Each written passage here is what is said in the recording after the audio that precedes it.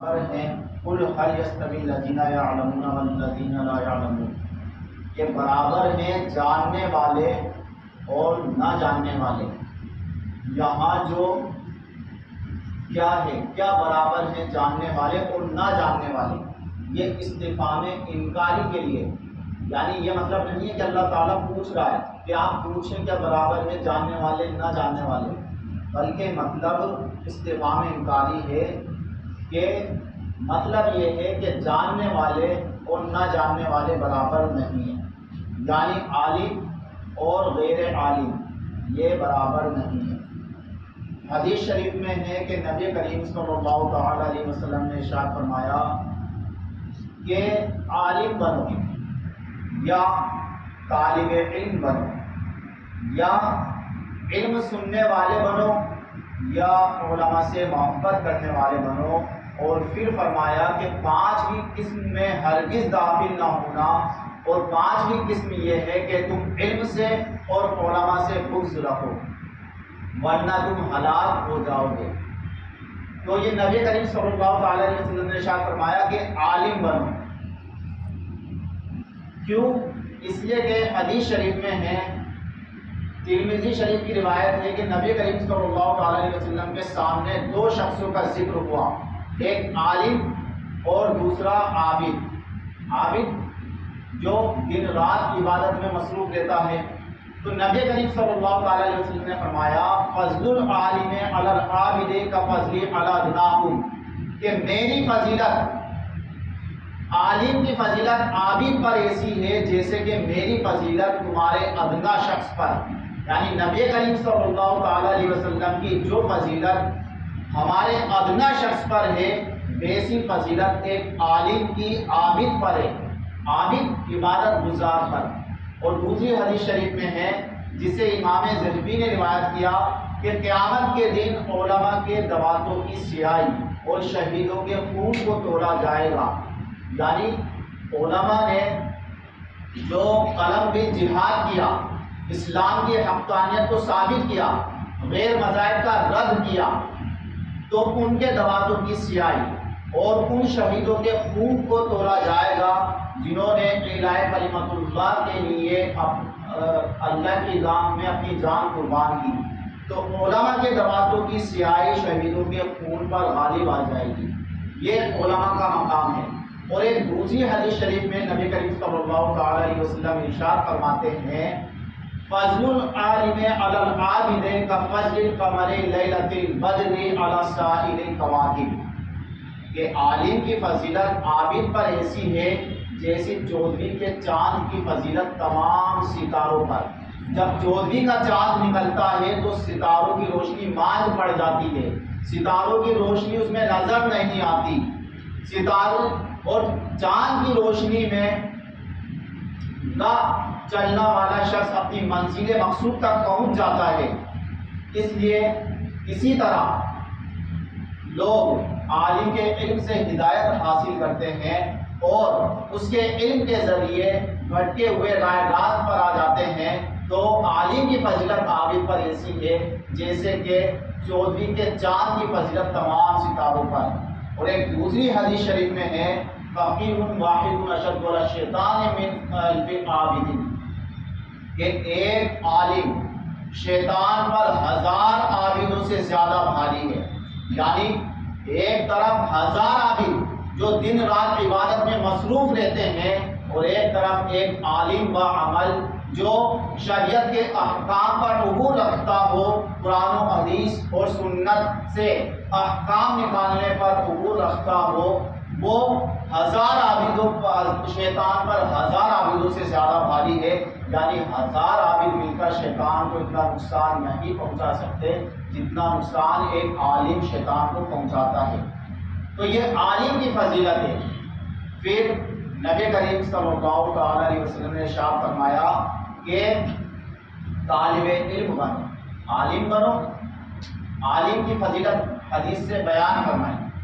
پھر طالب علم بنو، اس لیے کہ حدیث شریف میں آیا ہے کہ جو شخص طلب علم میں مر جائے گا، اللہ تبارک و تعالیٰ سے اس حال میں ملاقات کرے گا کہ اس میں اور پیغمبروں کے درجے میں درجہ نبوت کے سوا کوئی درجہ نہیں ہوگا.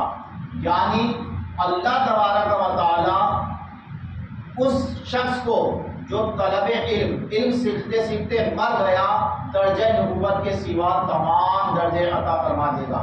اور ایک دوسری حدیث شریف میں آیا ہے کہ جو شخص طلب علم کے لیے سفر کرتا ہے تو اللہ تبارک و تعالی تو فرشتے اس کے لیے اپنے پر بچھا دیا کرتے ہیں اور مچھلیاں دریا میں اس کے حق میں دعا کرتی ہے اور زمین و آسمان اس کے حق میں دعا کرتے ہیں. تو یہ فضیلت ہے طالب علم کی.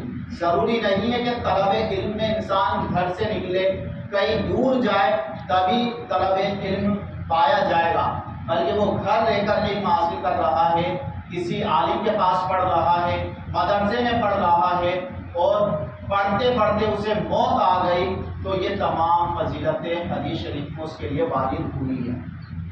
اور پھر تیسرے نمبر پر فرمایا کہ علم سننے والے بنو، یا تو عالم بنو، اگر عالم نہ بن سکتے ہو تو طالب علم بنو، اور طالب علم بھی نہیں بن سکتے تو علم سننے والے بنو. حضرت ابو ذر رضی اللہ تعالیٰ عنہ کی حدیث شریف میں ہے کہ علم کی مجلس میں حاضر ہونا 1000 رکعت نماز پڑھنے، 1000 بیماروں کی عیادت کرنے اور 1000 جنازوں پر حاضر ہونے سے افضل ہے. یعنی ایک بندہ 1000 رکعت نماز پڑھے اور 1000 بیماروں کی بیمار پرسی کرنے کے لیے ان کے گھر جائے اور 1000 جنازوں پر حاضر ہو، یعنی نماز جنازہ پڑھے، پھر بھی اتنا ثواب نہیں ہے جتنا ثواب علم کی مجلس میں حاضر ہونے کا ہے. اور چوتھے نمبر پر فرمایا کہ علماء سے محبت کرنے والے بنو، اس لیے کہ امام غزالی نے روایت کیا کہ علماء کو، عالم کا عمل کو ایک نظر دیکھنا یہ سال بھر کی روزے اور سال بھر نماز پڑھنے سے افضل ہے. کہاں سال بھر کی نماز اور سال بھر کے روزے؟ ایک سال میں 2130 فرض نماز ہوتی ہے اور سال بھر کے روزے رکھیں تو 5 دنوں کو نکال دیا جائے، کیونکہ اسلامی مہینہ 355 دن کا ہوتا ہے، تو 5 دن نکالنے کے بعد 350 دن بچتے ہیں، کیونکہ 5 دن سال میں روزے رکھنا یہ کیا ہے، جائز نہیں ہے. تو 350 دن روزے رکھے اور سال بھر نفل عبادت کرتا رہے، نفل نمازیں پڑھتا رہے، پھر بھی اس کو اتنا ثواب نہیں ملے گا جتنا ثواب ایک عالم کا عمل کو دیکھنے سے ملتا ہے. اور پھر فرمایا کہ 5ویں قسم میں داخل نہ ہونا ورنہ ہلاک ہو جاؤ گے. اور 5ویں قسم یہ ہے کہ تم علم سے اور علماء سے بغض رکھو. حدیث شریف میں ہے کہ نبی کریم صلی اللہ تعالی علیہ وسلم نے ارشاد فرمایا کہ جو شخص ہمارے بڑوں کی عزت نہ کرے، ہمارے چھوٹوں پر رحم نہ کرے اور ہمارے علماء کی عزت نہ کرے تو وہ ہم میں سے نہیں، مطلب وہ کامل مسلمان نہیں ہے. کامل مسلمان وہ ہے جو چھوٹوں پر رحم کرے، بڑوں کی تعظیم کرے اور علماء کی عزت کرے. اور دوسری حدیث شریف میں ارشاد فرمایا کہ 3 شخص ایسے ہیں جنہیں صرف منافق ہی تکلیف دے گا، اس کے علاوہ کوئی شخص ان 3 شخصوں کو تکلیف نہیں دے گا. پہلا وہ شخص جو اسلام کی حالت میں بوڑھا ہو گیا، یعنی جو شخص کسی بوڑھے مسلمان کو تکلیف دیتا ہے وہ منافق ہے حدیث شریف کی روشنی میں.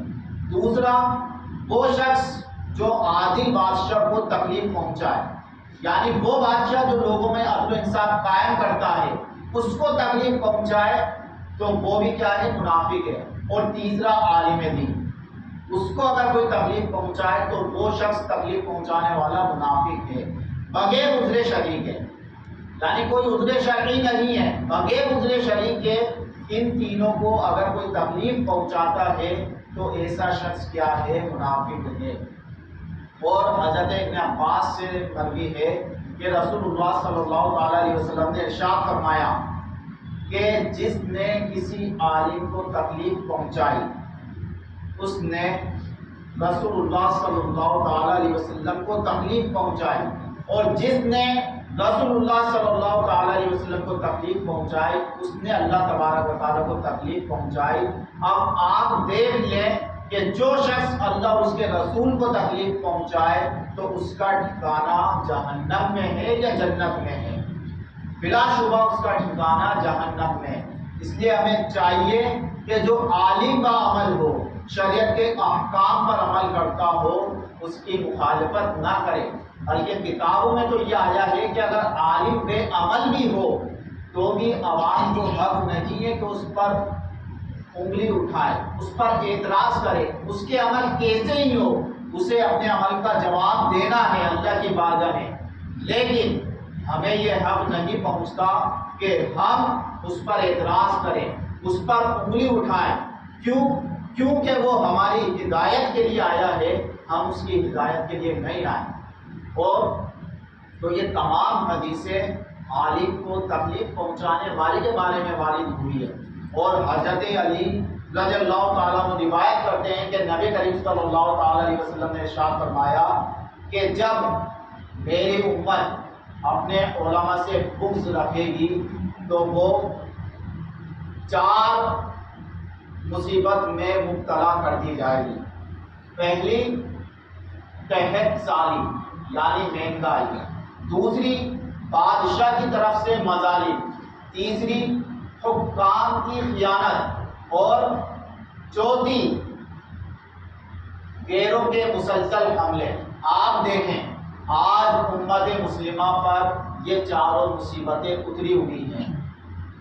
مہنگائی کی مار ہم پر ہے، حکومت کی طرف سے مظالم مسلمانوں پر ہو رہے ہیں، اور ہمارے نیتا ہمارے مالوں میں خیانت کر رہے ہیں، اور غیر مسلسل ہم پر حملے کر رہے ہیں۔ کئی کسی انفرادی شخص کی موب لنچنگ کر دی جاتی ہے تو کئی مسلمان کی بستیوں پر حملے کر دیے جاتے ہیں۔ آج یہ 4 مصیبتیں مسلمانوں پر وارد ہیں، مسلمانوں پر اتری ہوئی ہے۔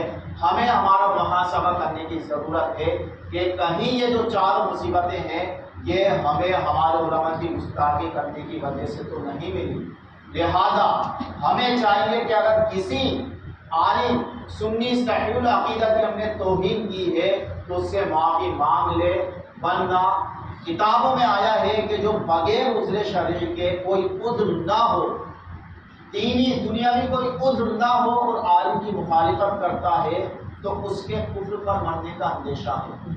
علماء فرماتے ہیں کہ اس بات کا اندیشہ ہے کہ وہ کفر پر مرے گا، اور جو علماء کی مخالفت کرتا ہے تو مرتا ہے تو کتابوں میں آیا ہے اس کی قبر کھول کر دیکھ لیں، بھلے ہی لوگوں نے قبر میں قبلہ کی طرف رخ کر کے اس کو لیٹایا ہو، لیکن بعد میں قبر کھول کر دیکھ لیں اس کا چہرہ قبلہ سے پھیر دیا جاتا ہے۔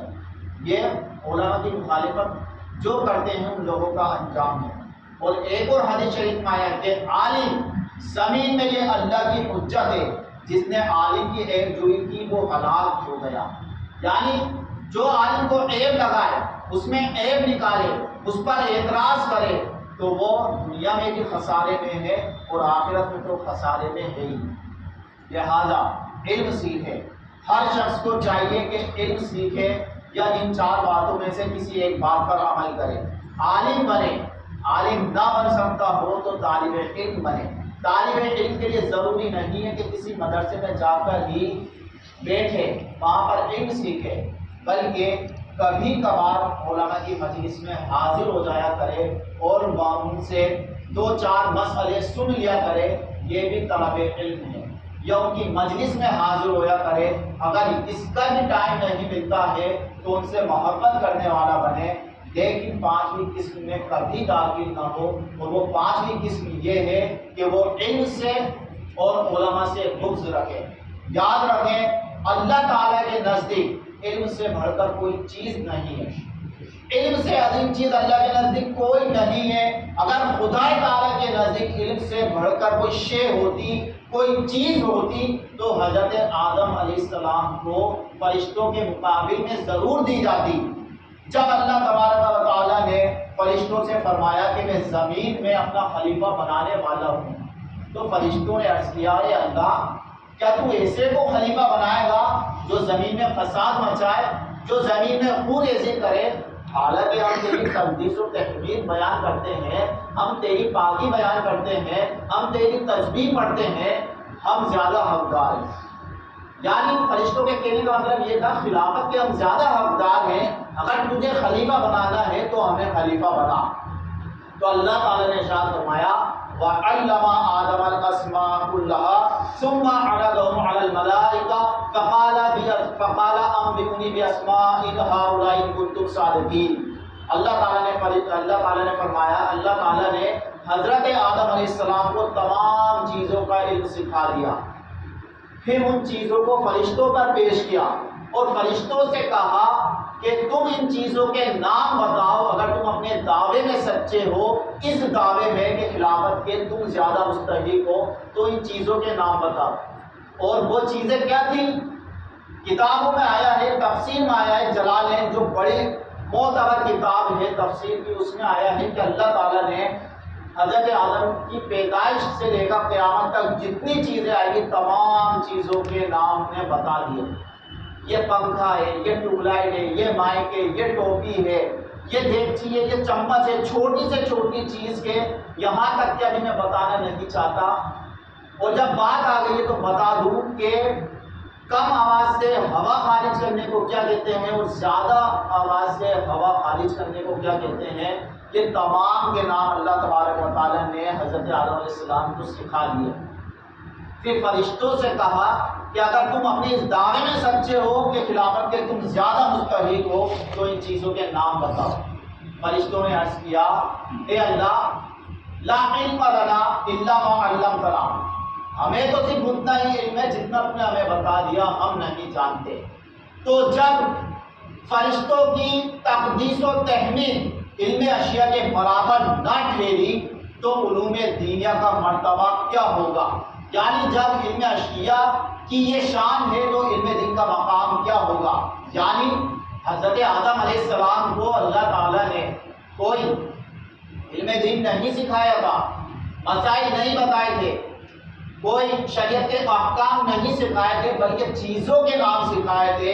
تو جب چیزوں کے نام کی علم کی یہ اہمیت ہے کہ جس نے چیزوں کے نام کے علم سیکھ لیے اسے فرشتوں پر فضیلت عطا فرما دی، تو جو شخص علم دین سیکھتا ہے اس کا مقام و مرتبہ کیا ہوگا؟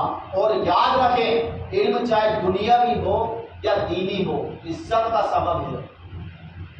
چاہے دینی علم حاصل کرے تب بھی عزت ملے گی یا دنیاوی علم حاصل کرے تب بھی عزت ملے گی۔ حافظ ملت فرماتے ہیں کہ دنیاوی علم بھی عزت کا سبب ہے چہ جائے کہ علم دین، یعنی علم دین کی تو بات ہی الگ ہے، اس میں تو دنیا میں بھی عزت ہے، آخرت میں بھی عزت ہے، لیکن اگر کوئی دنیاوی علم سیکھتا ہے تو اس کو دنیا میں عزت ملے گی۔ ڈاکٹر، پروفیسر، انجینئر، جج جو بھی ہیں سب ان کو عزت دیتے ہیں۔ اگر ہماری مجلس میں آ جاتے ہیں تو الگ جگہ پر انہیں بٹھایا جاتا ہے، ایک الگ مقام دیا جاتا ہے، ان کی عزت کی جاتی ہے، کوئی ابے تبے سے ان سے بول نہیں سکتا، کسی کی ہمت نہیں ہوتی، حالانکہ وہ بھی ہم جیسے شخص ہیں۔ تو اسے یہ جو عزت ملی کس بنیاد پر ملی؟ اس کے بھی 2 ہاتھ، 2 آنکھیں، 2 کان، ہمارے جیسا جسم ہے، لیکن اسے جو عزت ملی ہے یہ دنیاوی علم کی وجہ سے ملی ہے۔ اور یہی حال علماء کا ہے، انہیں جو عزت ملتی ہے علم دین کی وجہ سے ملتی ہے، کسی اور وجہ سے انہیں عزت نہیں ملتی۔ اور یاد رکھیں دوسری وجہ سے جو عزت ملتی ہے وہ چھین جاتی ہے، اور علم کی وجہ سے جو عزت ملتی ہے وہ کبھی نہیں چھینتی۔ ایک شخص مالدار ہے، اس کے پاس خوب پیسہ ہے، اور پیسہ زیادہ سے زیادہ 30 40 50 سال، 30 40 سال تو بہت زیادہ ہو گئے، 20 سال سے زیادہ کسی کے پاس ٹھہرتا نہیں ہے، ٹھہر جائے تو 50 سال بہت ہو گئے۔ تو جب تک اس کے پاس پیسہ ہے لوگ اس کی عزت کرتے ہیں، پیسہ گیا لوگ اسے اوقات دکھا دیتے ہیں، ابے تبے پر آ جاتے ہیں، کوئی عزت نہیں کرتا۔ لیکن علم ایسا ہے کہ اس سے ہمیشہ جب سے سیکھا ہے اور جب تک مرے گا تب تک اس کی عزت ہوتی رہے گی۔ اور پیسے کی حفاظت ہمیں خود کو کرنی پڑتی ہے، لیکن علم ہماری حفاظت کرتا ہے گمراہی سے، ہمیں عزت دلاتا ہے لوگوں سے۔ تو یاد رکھیں سب علم سیکھے اور اللہ تبارک و تعالیٰ قرآن مجید میں دیکھو علم کی کتنی بڑی فضیلت ہے کہ اللہ تبارک و تعالیٰ قرآن مجید میں ارشاد فرماتا ہے شہید اللہ انہ لا الہ الا ہو والملائکۃ واولو العلم قائما بالقسط، کہ اللہ نے گواہی دی کہ اس کے سوا کوئی معبود نہیں، اور فرشتوں نے گواہی دی اور علم والوں نے گواہی دی انصاف کے ساتھ قائم ہو کر۔ اس میں علم والوں کی اللہ تبارک و تعالیٰ نے 3 فضیلتیں بیان فرمائی ہیں۔ پہلی فضیلت کہ علم والوں کا ذکر اللہ تعالیٰ نے اپنے اور فرشتوں کے ساتھ کیا۔ یہ علم والوں کی، علماء کی بہت بڑی فضیلت ہے کہ اللہ تبارک و تعالیٰ نے ان کا ذکر اپنے ساتھ کیا۔ دوسری فضیلت کہ علماء کی گواہی کو فرشتوں، علماء کی گواہی کو فرشتوں کی گواہی کی طرح معتبر ٹھہرایا۔ تیسری فضیلت علماء کو ان کی گواہی کو اپنی وحدانیت پر دلیل بنایا کہ اگر کوئی پوچھے کہ اللہ ہے کہ اس کی دلیل کیا ہے تو اس کی دلیل یہ ہے کہ اللہ نے خود نے گواہی دی ہے، فرشتوں نے گواہی دی ہے اور علم والوں نے گواہی دی ہے کہ اللہ ایک ہے۔ یہ علماء کی فضیلت ہے، علم والوں کی فضیلت ہے۔ اور اعلیٰ حضرت مجدد دین و ملت امام احمد رضا خاں محدث بریلوی رضی اللہ تعالیٰ عنہ فرماتے ہیں کہ عوام پر علماء کا ادب باپ سے زیادہ فرض ہے۔ باپ کا کتنا ادب ہے؟ حق ماں کا زیادہ ہے اور ادب یہ باپ کا زیادہ ہے۔ کیوں؟ کیونکہ وہ ہماری ماں کا بھی تاجور ہے، ہماری ماں کا بھی سردار ہے، اس لیے ادب باپ کا زیادہ ہے، حق ماں کا زیادہ ہے۔ اعلیٰ حضرت فرماتے ہیں کہ عوام پر عالم کا ادب یہ باپ سے زیادہ فرض ہے، جتنی تعظیم باپ کی کرتا ہے اس سے زیادہ تعظیم علماء کی کرے، عالم کی کرے۔ اور اعلیٰ حضرت مجدد دین و ملت امام احمد رضا خاں محدث بریلوی رضی اللہ تعالیٰ عنہ فرماتے ہیں کہ عالم سنی صحیح العقیدہ کی توہین سب حرام، صرف حرام نہیں سب حرام، سب کبیرہ، ایک ہے گناہ کبیرہ اور ایک ہے سب گناہ کبیرہ اور اشد گناہ۔ اعلیٰ حضرت فرماتے ہیں کہ عالم سنی صحیح العقیدہ جو لوگوں کو حق بات کی طرف بلائے، حق بات کی دعوت دے، اس کی توہین اور اس کی تحقیر یہ رسول اللہ صلی اللہ تعالی علیہ وسلم کی توہین ہے، معاذ اللہ ثم معاذ اللہ۔ اور نبی کریم صلی اللہ تعالی علیہ وسلم کی شان میں گستاخی کرنا یہ اللہ تعالیٰ کے عذاب کو اور اللہ تعالیٰ کی لعنت کو واجب کرنے والی ہے۔ اور لعنت اتنی بری چیز ہے کہ کسی پر لعنت نام لے کر لعنت کرنا جائز نہیں ہے۔ قرآن مجید میں لعنت اللہ علی الکاذبین، جھوٹوں پر اللہ کی لعنت۔ تو یہاں پر متعین نہیں کیا کہ زید پر، بکر پر، خالد پر نہیں، بس جھوٹوں پر، جو جھوٹا اس پر لعنت ہے۔ لیکن نام لے کر لعنت کرنا کہ فلاں پر زید پر لعنت، عمرو پر لعنت، فلاں شخص پر لعنت، ہم کر دیا کرتے ہیں اس طرح لعنت۔ یاد رکھیں شریعت کا مسئلہ یہ ہے، مسلمان تو مسلمان، کافر پر بھی نام لے کر لعنت کرنا جائز نہیں ہے، سوائے ان کافروں کے جو کفر پر مر چکے ہیں۔ جو کفر پر مر چکے ہیں ان پر نام بنام، جیسے ابو جہل پر لعنت، ابو لہب پر لعنت، اس طرح لعنت کر سکتے ہیں۔ لیکن جو کافر زندہ ہے، ابھی نہیں مرے، نام لے کر ان پر بھی لعنت کرنا یہ کیا جائز نہیں ہے۔ یاد رکھیں عالم جو ہے وہ ہماری ہدایت کے لیے بھیجا گیا ہے، ہم اس کی ہدایت کے لیے نہیں بھیجے گئے۔ کتابوں میں تصریح ہے کہ صراحتاً نماز کا وقت جا رہا ہے، یعنی نماز قضا ہونے والی ہے، وہ نماز جو تمام عبادتوں میں سب سے افضل ہے، اس سے افضل کوئی عبادت نہیں ہے، وہ قضا ہونے والی ہے اور عالم بیٹھا ہوا ہے نماز کے لیے نہیں اٹھتا، تو جاہل کا یہ کہنا گستاخی ہے، بے ادبی ہے کہ نماز کے لیے چلیے، اس لیے کہ عالم اس کی ہدایت کے لیے بھیجا گیا ہے، یہ عالم کی ہدایت کے لیے نہیں بھیجا گیا۔ تو یہ کہنا بھی گستاخی ہے کہ نماز کے لیے چلیے، یہ ادب شریعت میں عالم کا۔ لیکن عالم وہ ہو جو عالم باعمل ہو، شریعت کے احکام پر عمل کرتا ہو، اس کا یہ ادب ہے۔ اور جو عالم ایسا نہ ہو تو اس کی بھی توہین کرنا شریعت میں جائز نہیں ہے. اس کے عمل کیسے بھی ہوں اس کا حساب اللہ تعالیٰ لے گا. اللہ اس کو اس کے اعمال کی جزا دے گا, سزا دے گا. ہمیں یہ حق نہیں پہنچتا کہ ہم اس پر تعان و تشنیع کریں, اس پر زبان دراز کریں. اگر ہم ایسا کرتے ہیں تو اگرچہ وہ عالم با عمل ہے, ہم اپنی آخرت خراب کرتے ہیں. اللہ تبارک و تعالیٰ سے دعا ہے کہنے سننے میں جو بھی غلطی بھی ہو سکنا ٹھیک ہے, سب کے میں معاف فرمائے.